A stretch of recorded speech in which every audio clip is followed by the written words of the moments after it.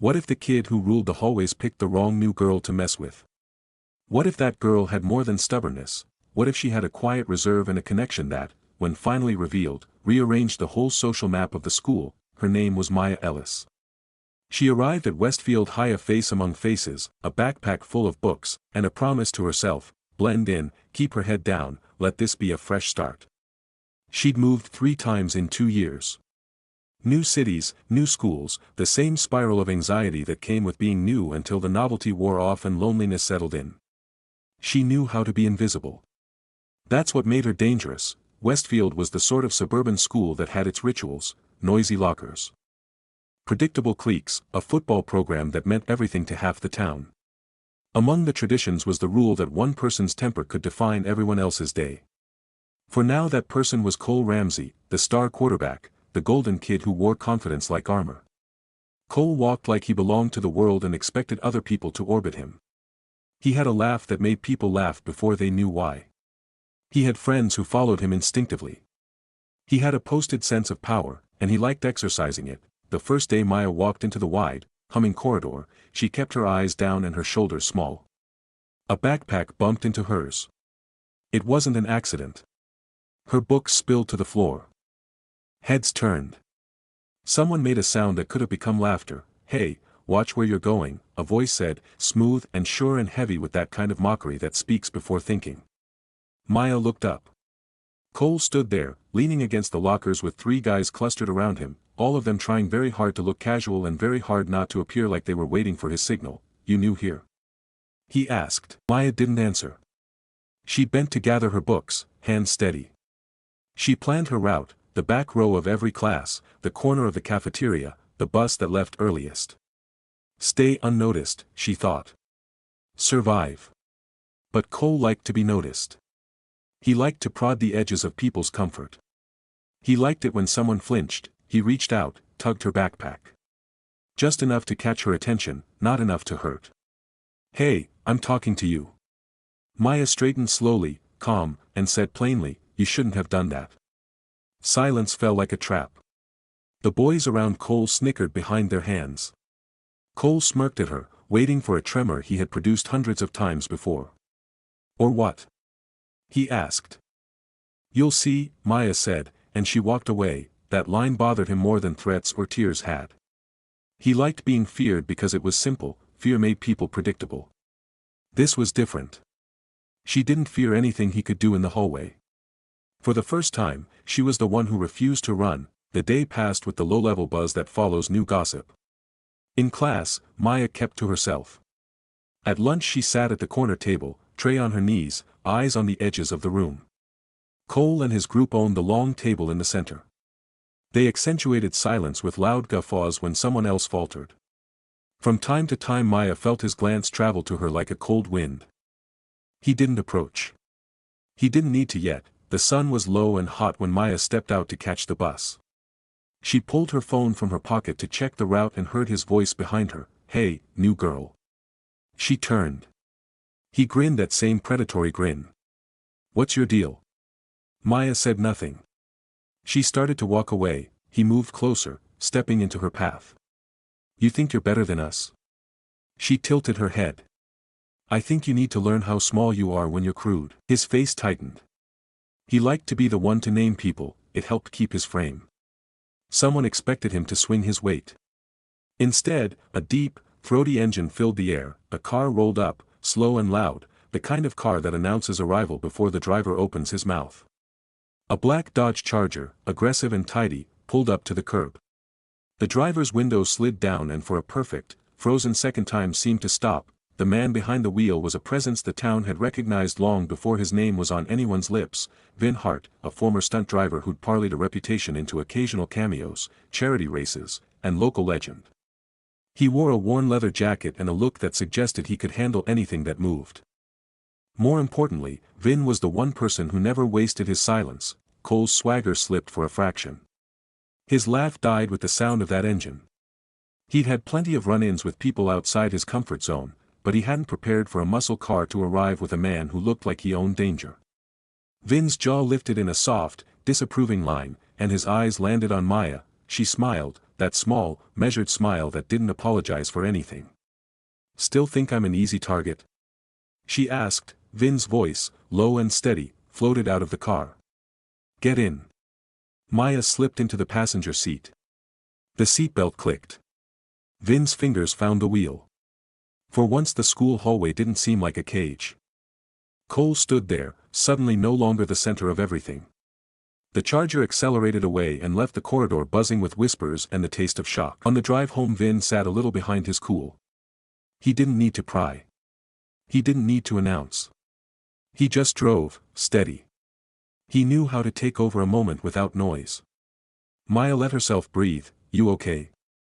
he asked finally. She nodded. The engine hummed and the city melted past in long strips of orange. "For now." Vin glanced at her with something like approval. "You handled it." "I handled nothing," she said. "I let him handle himself." Vin chuckled, the sound low and pleased. "That's a better plan." Inside their house, Vin's place was a tidy 3-bedroom set back from the street. Maya sat at the kitchen table and opened her backpack. Vin stood by the counter, coffee in hand, and watched her finish the small business of arranging notebooks and pens. "They trashed your locker," he said. Maya looked up. "They did." Vin shook his head. "You gonna let that sit?" "I'm letting him dig his own grave," she said. There was quiet steel to her tone. Vin smiled. There was pride there, but he didn't make it about him. "You got a plan?" Maya tapped the table with 2 fingers. "I'm patient." "If you're good at waiting," Vin said, "you're more dangerous than a lot of people."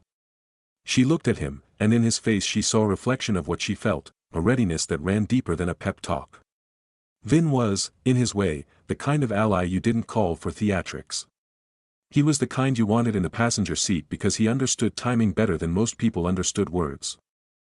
The next few days were a study in escalation, but not the kind Cole wanted. He tried low-level cruelties that used the crowd as a weapon, whispers that wound, pencils sharpened into symbols of contempt, books rearranged as a message. Maya answered with nothing more than the same quiet. She showed up to class, pulled out her notes, did her work.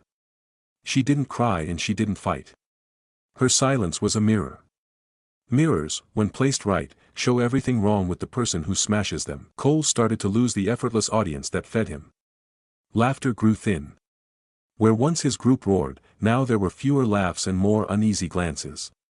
Confidence is contagious, but so is doubt, and doubt was spreading like a shadow. Once, at lunch, Cole decided to puncture Maya's composure publicly. "Hey, Maya," he called, voice loaded for all to hear. "Still hiding behind your rich friend?" Everyone looked up. Maya sat very still, then answered quietly, "Funny. You're the one who froze like a statue when he pulled up." A ripple ran through the cafeteria. Cole tried to laugh. The laugh sounded like a practice thing, a sound trimmed of water. He couldn't contain the color draining from his face. The thing about people like Cole is that they don't often get called out in a way that disarms them. When they are, there's an awkward scamper, they attempt to reassert. When that fails, they escalate, and Cole escalated. One afternoon Maya found her locker wrecked, books spilled, a crude drawing scrawled on the inside of the metal door. The gesture was meant to humiliate, to create spectacle. Maya bent and picked everything up and stacked it tidy. She closed the locker and walked on. Her steps were measured. Nothing about her widened when the crowd buzzed. The crowd needed drama. She offered them a lack of it. The hatred that feeds bullies is often a hunger for attention. Deprive them of that, and they turned to cruelty to create it. The cruelty only deepened, and yet so did the cracks in Cole's armor. He was getting louder, but his audience was thinning. A leader's power depends on followers, and his were watching their own reflections in his actions, and not liking what they saw. Then, things changed in a way Cole had not anticipated. It started small, a whisper, and then a screenshot passed under a table. It grew into copies printed and posted, tacked to the community board in the hallway. Someone had compiled messages, screen grabs, texts, conversations, evidence of the private cruelty Cole had hidden behind locker room laughs.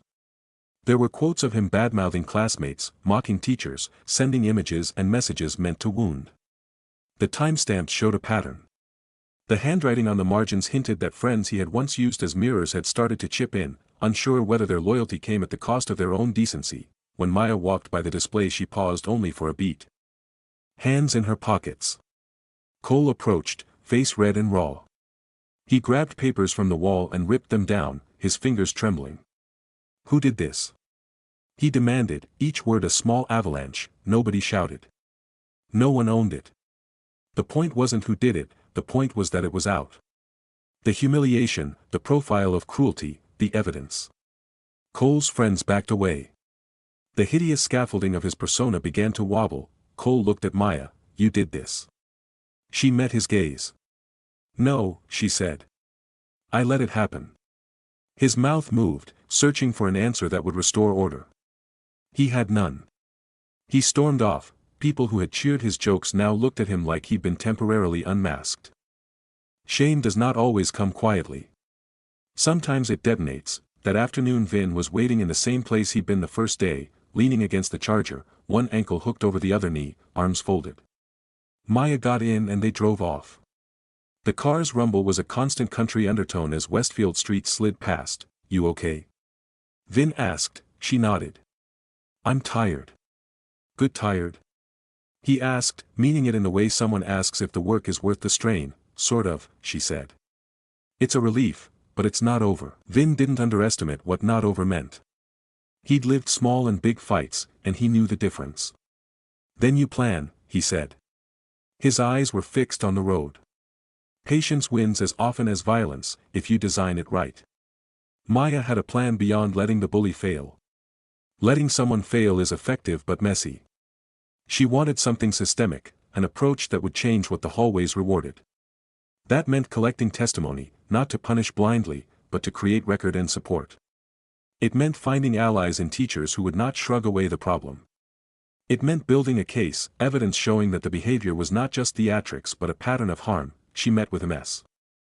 Ramirez, the guidance counselor, a woman who had seen enough students to be cautious about dramatic claims.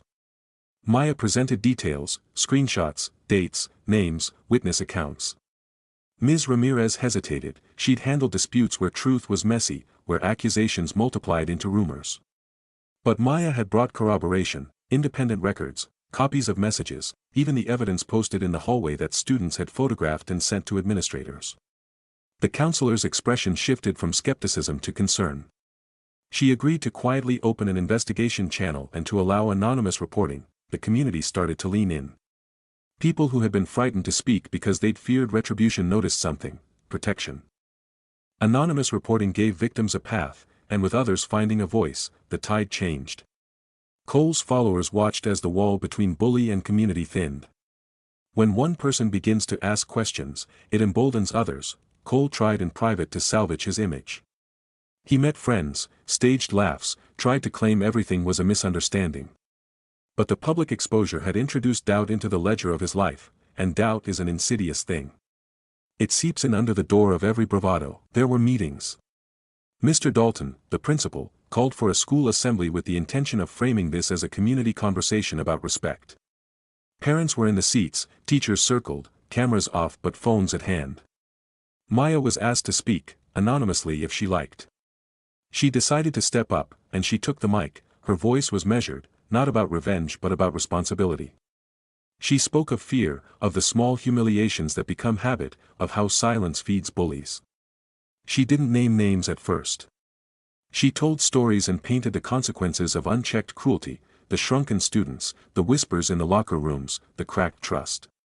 By the time she finished, some faces in the room were pensive, and a few were wet.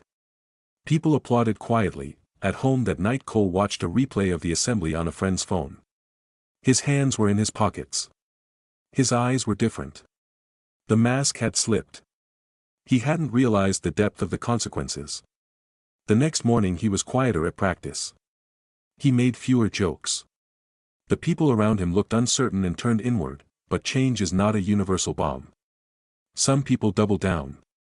Some people grab the last pieces of authority and try to manufacture sorrow into anger. Cole wasn't exempt from that pressure. He had habits, deflective humor, a line of friends who'd always done what he did. It would take more than an assembly to shift everything. The school's new anonymous reporting tool helped, and teacher training started, but the biggest pressure came from the students themselves. When your peers no longer perform the rituals that prop up cruelty, a kind of social collapse occurs. Vin watched the events with a kind of attentive patience. He was not involved in the policy, only in the person he'd seen sitting calm in the passenger seat. He'd been a mentor of sorts to Maya, less a guardian than a seasoned acquaintance who provided the framework of timing and execution. He'd taught her how to read a room, how to find the exact wedge of silence that, once driven, would split the surface. A week after the assembly, someone left an envelope in Maya's locker. Inside was a stack of paper with a single note: "Not all of us are willing to stay quiet." The names and testimony inside were more extensive than she'd expected, a network of people who had been collecting and documenting for months, waiting for the moment when someone would turn whispers into action. Maya realized she had options. She could go for public scorched earth, memes, social media shaming, dramatic confrontation. Or she could push for structural change, restorative practices, mandatory counseling. Consequences tied to mediation and learning rather than only punishment. She chose the second. She wanted to build something that prevented future versions of Cole from learning that cruelty scores points. She worked with Ms. Ramirez and a coalition of teachers to design a restorative justice program.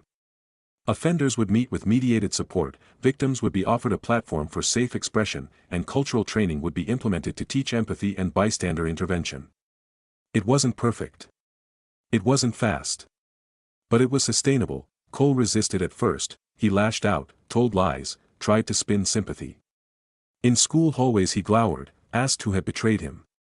Some friends abandoned him. Others stayed but watched. When he finally agreed, pressured by his family and the school, he participated grudgingly in the program. He entered a room where instead of ridicule he was asked to listen. He was asked to say aloud what he had done, how it made people feel.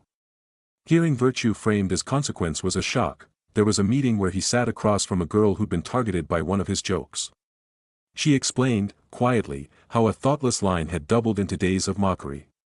Cole was forced to confront the smallness that had shaped him. Then came graduation. Maya stood on the stage and gave a short speech. She didn't frame herself as hero. She said this place is ours to remake. Power can be used to lift, not crush.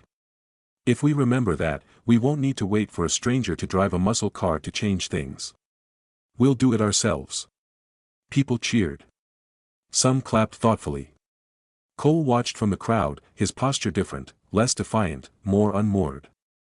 Changes had not erased what he'd done, but the arc had bent toward some form of repair. After graduation, Maya and Vin sat in his Charger one last time before she left for college. The engine idled in the warm evening. He glanced at her. "You did more than survive," he said. "You made it safer for people who come after."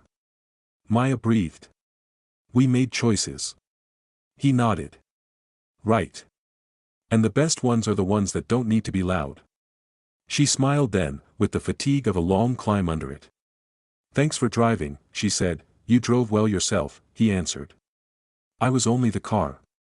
Years later, alumni would tell the stories of the year Westfield shifted, about a new student who refused to play the expected part and about the way a community learned to look at its hard edges. The Charger faded into the kind of myth that towns enjoy, and Vin's cameo became a local anecdote about timing and presence. But the more substantial legacy wasn't the car. It was the policies that outlived the anger, the training that kept teachers awake to what students whispered, the network of trust that made anonymous reporting a thing of power rather than shame. What had once been seedling acts of courage grew into new habits. The school learned to act when cruelty started small. It learned to listen. It learned that silence can be an instrument, sometimes destructive, sometimes instructive, depending on who uses it and how. Maya's story was not one of cinematic revenge so much as of cunning patience. She didn't humiliate Cole to feel triumphant. She exposed the patterns that allowed him, and others like him, to thrive. She used patience as strategy and evidence as sunlight. She insisted on repair more than spectacle. That kind of victory is quieter. It aches in places and leaves scars. But it changes the shape of everyday life. And for the next generation walking Westfield's halls, it altered their expectations. They no longer assumed cruelty was normal. They had grown a muscle for intervention. If someone asked Maya years later what she'd learned, she would say this: power is a tool. It can be used to narrow a world or widen it.